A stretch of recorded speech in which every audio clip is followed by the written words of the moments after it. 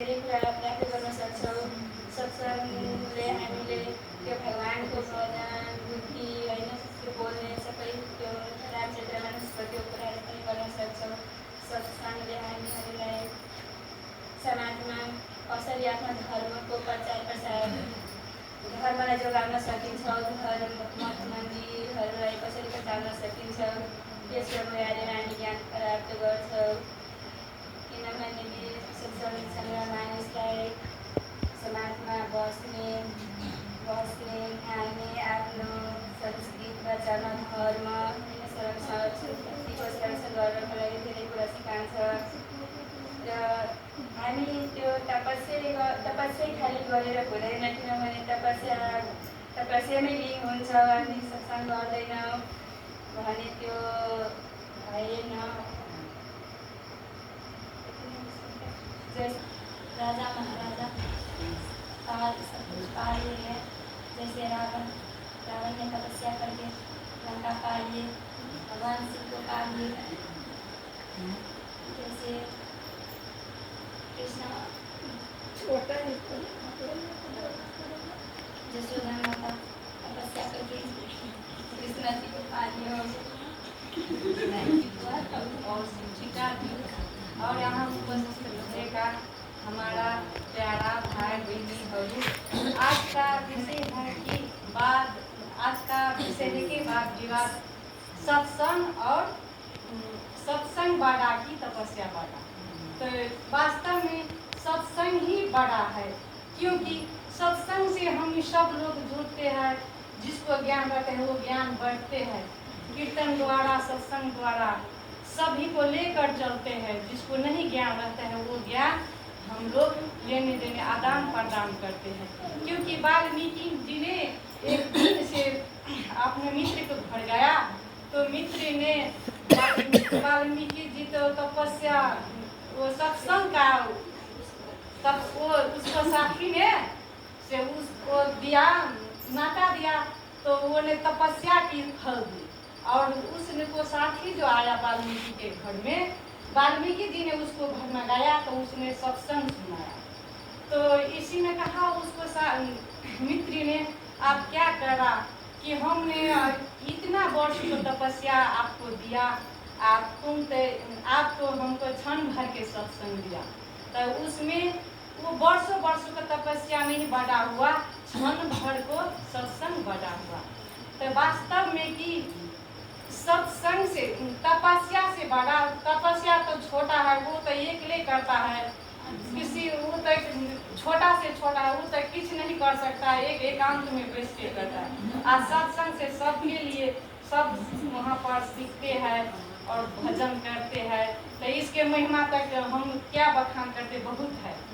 लेकिन इससे तपस्या भंगा हमको सत्संग नहीं बड़ा है। अपने पर ताली क्यों बजाते हो?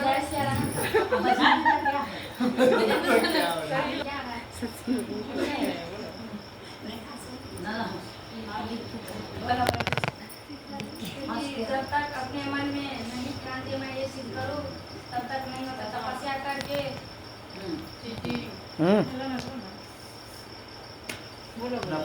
तपस्या करके ठान लेते मैं तपस्या ठानते है वो चीज, तो तपस्या करनी पड़ती है।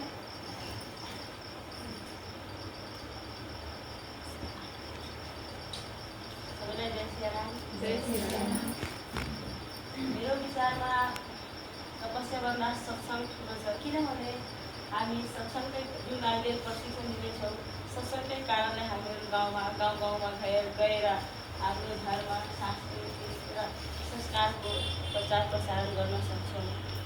त्यही भएर मेरो विचारमा सत्सङ्ग नै ठुलो तपस्या भन्दा।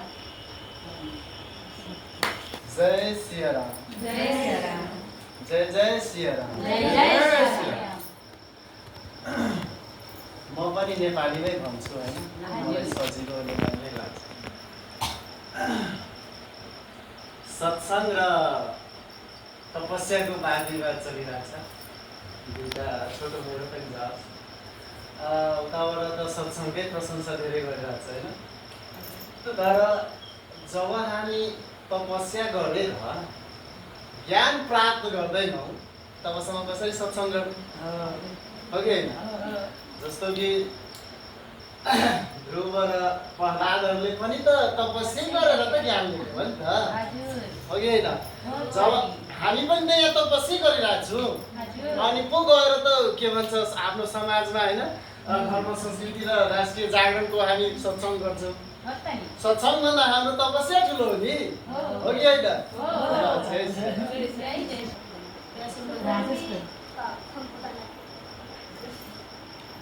सत्संगी बड़ा ही है क्योंकि हम लोग यहाँ आए हैं तो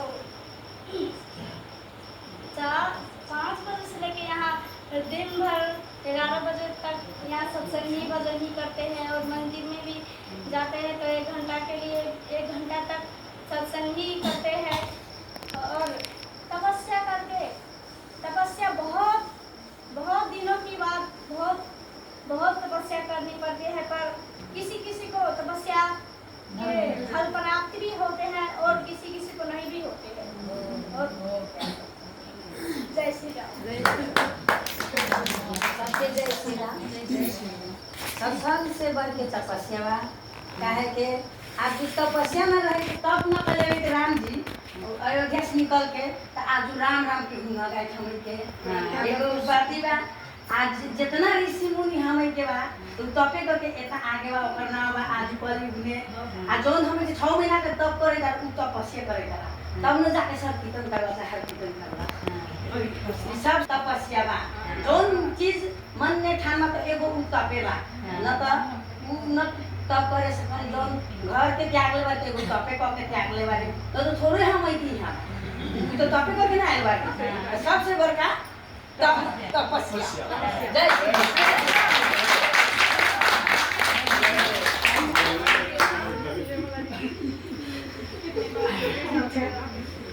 आदरणीय हरि संकीर्तनका योजना प्रमुख त्यस्तै गरी व्यास कथाकारका प्रशिक्षकज्यूहरू र विभिन्न जिल्लाबाट आउनुभएका मेरा प्यारा भाइ बहिनीहरूलाई जय श्री राम। आजको विषय छ सत्सङ्ग र तपस्या हो। उहाँहरूले भन्नुभएको कुरा तपस्या पनि ठिकै हो तर तपस्या भनेको व्यक्तिगत रूपमा हुन्छ भने सत्सङ्ग भनेको चाहिँ सङ्गठन रूपमा हुन्छ। सत्सङ्ग भनेको हामीले एकजना मात्रै गरेर हुँदैन किनभने हामीले व्यक्ति मिलाएर मात्रै गर्छ। तपस्या भने ध्रुव गए थिए कहाँ एक्लै तपस्या गरेर गए थियो नि होइन। प्रहलादले पनि एक्लै तपस्या गरेको थियो, सबैले पनि एक्लै तपस्या गर्नुभएको भने सत्सङ्ग चाहिँ हामीले एकजना बिनु सत्सङ्ग विवेक नहोइ राम कृपा भने जस्तै हामीले चाहिँ सत्सङ्ग बिना चाहिँ भगवान प्राप्ति गर्न सक्दैनौँ र भक्तिमा पुग्न सक्दैनौँ भन्ने कुरा चाहिँ हाम्रो सङ्गठनद्वारा थाहा हुन सक्छ। त्यसैले हामीले जुन घर छोडेर तपस्या गर्न आएका छौँ हामी यो तपस्यामा हौँ तर पनि एकजनाले मात्र गरेर हुँदैन कि हामी सबै मिलेर गऱ्यौँ भने चाहिँ यो कुरालाई हामी सबै जिल्लामा कार्यक्रमहरू पुर्याएर हामीले सत्सङ्ग गर्न सक्यौँ भनेदेखि हाम्रो धर्म परिवर्तन गर्नलाई गरिरहेकाहरूलाई चाहिँ जोगाउन सक्छौँ र आफ्नो संस्कार संस्कृतिलाई अगाडि बढाउन सक्छौँ भन्ने कुरा राख्दै मेरो बानी यहीँ विश्राम गर्दछु।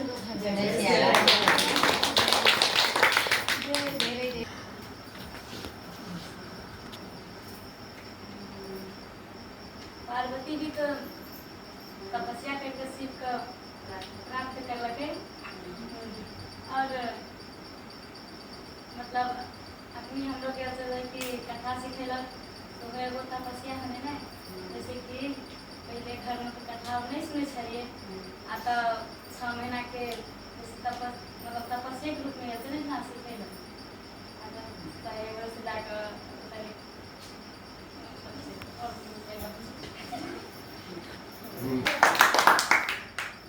सत्संग सत्य से संग हो काहे से कि मतलब सब लोग सत्संग नहीं करते हैं क्योंकि मुस्लिम और ईसाई लोग नहीं करते हैं, हिंदू खाली मतलब सत्संग करते हैं इसीलिए सत्संग बड़ा है।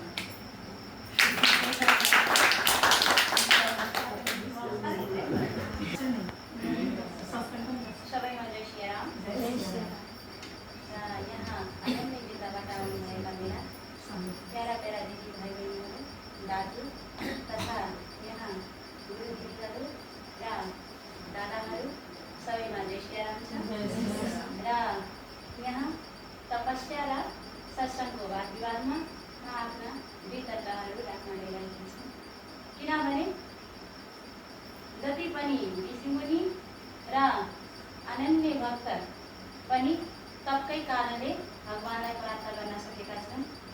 जस्तै ऋषिमुनिहरूमा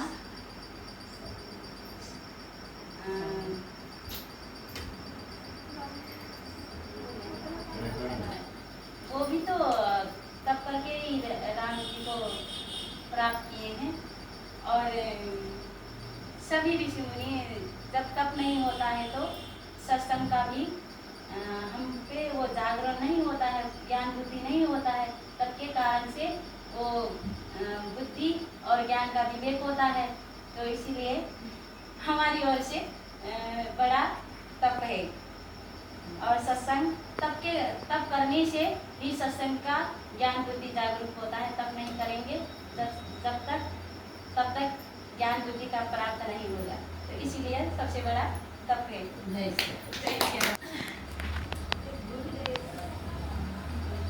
श्री हरि सत्संग समिति नेपाल यो पुरै नेपाल र राज्यभरि नै फैलाउनु छ। तर तप गरेर एकान्त ठाउँमा यो फैलाउन असम्भव छ। तर सत्सङ्गको माध्यमले हामीहरू गाउँ गाउँमा ठाउँ ठाउँमा यो नेपाल र राज्यभर फैलाउन सक्छौँ, होइन त? त्यसैले हामीहरू सत्सङ्ग गरेर नै अगाडि बढ्न र सत्यको सङ्गत गरेर नै बुद्धि र विवेक प्राप्त गरेर नै मात्र हामीहरू त्यो तप गर्नलाई त्यो पछि गएर हामीहरूलाई बुद्धि विवेक आएपछि त्यो त्यसमा गएर हामी तपस्या गर्न सक्छौँ। सत्संग से तो ज्ञान मिलता ही है, लेकिन तप से जो तपस्वी होता है, तप करता है, बिना तप का सत्संग नहीं हो सकता। क्योंकि जो तप में ज्ञान है, एकांत में जो ज्ञान मिलता है वो ज़्यादा लोगों के साथ नहीं मिलता है। तो पहले खुद ज्ञानी होंगे, पहले खुद तप करके बुद्धि खुलेगा तभी तो हम दूसरों में बात पाएंगे। तो पहले खुद को ज्ञानी बनाने के लिए तप जरूरी होता है।